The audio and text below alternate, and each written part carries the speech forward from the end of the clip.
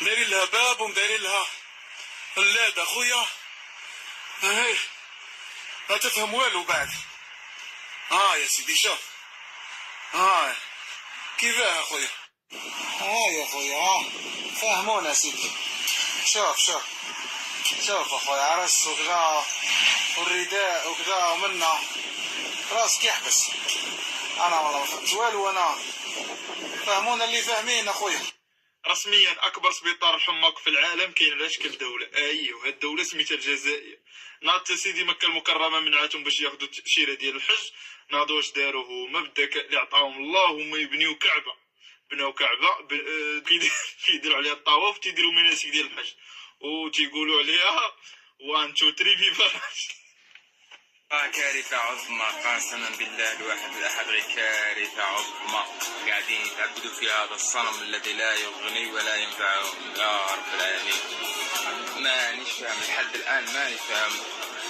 قاعدين يكتبوا أشياء خزعبلات كذا كذا كذا كذا، هذا في غنى عنها قسما بالله. يعني المسلم يعني كيما يشوفونا يا الإنسان راه يكتب. أنا نرجع معكم نقول كيف وش من الفائدة وش ما يحصل من هذا الشيء وش ما فهمت.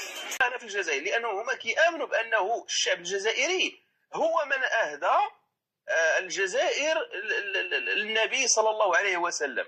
واستغفر الله على هذا الكلام. هذا الشعب الجزائري هو الذي أهدى هذا الوطن لرسول الله صلى الله عليه وسلم بعد استرجاع السيادة الوطنية.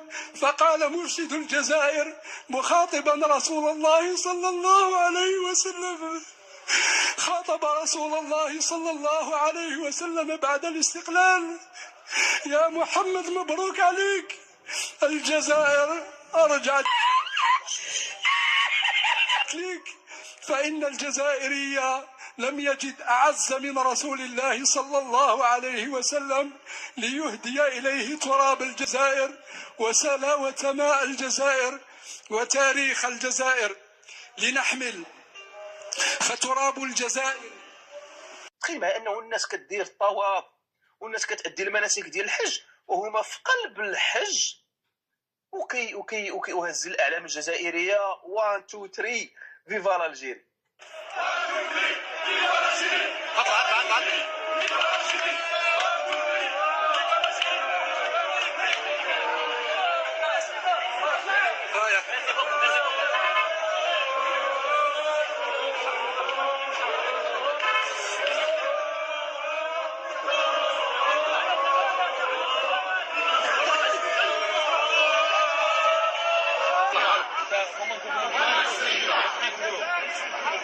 جزائر الحبيبة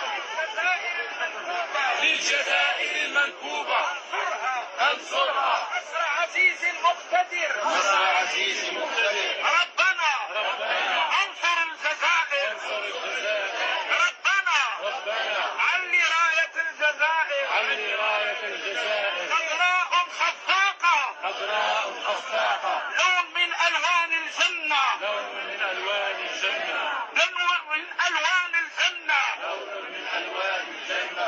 اللهم اجعلها يا الله سامحة. ودابا بالله عليكم واش ظلمهم دابا السعودية ملي فرض عليهم الوثيقة كتثبت السلامة العقلية ديالهم؟ والله ما ظلم. بسم الله الرحمن الرحيم. تعليقي على هذا الأمر في بعض الكلمات الجميلة المفيدة إن شاء الله. أنا أقول: أين علماء الجزائر؟ الجزائر فيها علماء كثر ولله الحمد، فيها الخير، بلاد العلماء، بلاد الإسلام، وما أكثرهم لا في القديم ولا في الحديث. ثم أين عقلاء الجزائر؟ أين أهل الخير والعقل، أهل القرآن وأهل الصواب وأهل المشورة الأخيار؟ الأمة فيها خير، حتى يأخذوا كعبة ويضعوها هناك من أجل أن يحجوا فيها ويقصدوها. من أجل ماذا؟ لأن السعودية فرضت عليهم شروطا في الدخول إلى الحج أو العمرة، لأنهم يدخلون يعبثون بأمور هناك ويفعلون أعمال كما شاهدتهم في الحج والعمرة، يتجمعون يدعون للجزائر وحدها، اللهم انصر الجزائر، اللهم افعل الجزائر. ليس هناك مسلمين ولا للمسلمين، ولا نحن نقول في الفاتحة اهدنا الصراط المستقيم. في القرآن الدعاء كل عام للمسلمين، أن اغفر لنا ولإخواننا الذين سبقونا بالإيمان، اللهم انصر الإسلام والمسلمين. هذا الدعاء ليس مثلا أن يأخذ الإنسان دولته أو نفسه ويدعو بها هكذا، ما هذا. ثم أنهم في الحج وهم يحجون يقولوا شي حاجة هكا، فيفا لانجيري أن تدري، فيفا لانجيري كذا كذا.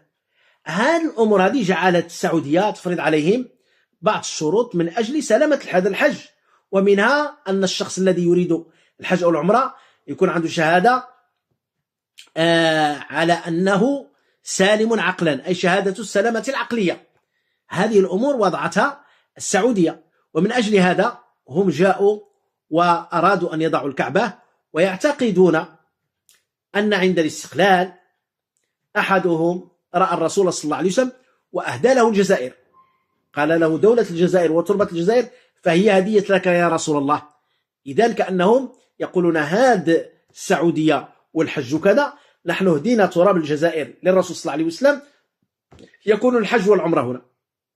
الحج والعمرة ليس للرسول صلى الله عليه وسلم، تهدون للرسول الأرض، لكن الحج والعمرة الله تبارك وتعالى هو الذي وضعه هناك. قال الله إن أول بيت وضع للناس للذي ببكة مباركا وهدى للعالمين فيه آيات بينات مقام إبراهيم ولله على الناس حج البيت. مسائل في القرآن الكريم محسومة. ما علاقة هذا بالأرض ديال الجزائر وتربة الجزائر؟ سمعتم العالم الذي يخطب عن الناس وجمهور كبير من الناس يستمعون ويبكون معه وهو يبكي. إذن هذه الأمور أيها الأفاضل ندعو إخواننا والمسلمين أجمعين أن يتزنوا وأن يكونوا على الجادة وعلى الدين، وإلا كان الهلاك. أنا أقول لكم راه سيدنا الإمام مالك قال السنة سفينة نوح، من ركبها نجا ومن تخلف غرق. هذا الدين أمره خطير، إما تتبع وإما تهلك، نسأل الله العافية. ولهذا سيدنا النبي قال ليحمي أمته من الضلال والضياع والهلاك، قال تركت في الحديث الصحيح الذي هو في صحيح الترغيب 43 من حديث ابن عباس رضي الله عنهما، قال صلى الله عليه وسلم تركت فيكم ما إن تمسكتم بهما لن تضلوا بعد أبدا، كتاب الله وسنتي، ولن يتفرق حتى يرد علي الحوض. نحن نتعجب من هذا يا إخواننا أيها المسلمون، كونوا عقلاء، فإذا ضيعتم الدين ضيعتم. ليس هناك من كعبة لا في المشرق وفي المغرب أبدا، الكعبة في مكانها في مكة المكرمة عزها الله ويقصدونها الناس، مقطوع بهذا. أما أمور أخرى فهذا من تسويل الهوى والنفس. نسأل الله أن يبارك في كلامنا وأن ينفع به، إنه جواد كريم رحيم ودود غفور حليم. وأخيرا أيها الأفاضل، لا تغفلوا تجارتنا الصلاة والتسليم على نبينا صلى الله عليه وسلم، إذ هو القائل كما في صحيح مسلم حديث أبي هريرة رضي الله عنه أرضاه: من صلى علي مرة واحدة صلى الله عليه بها 10.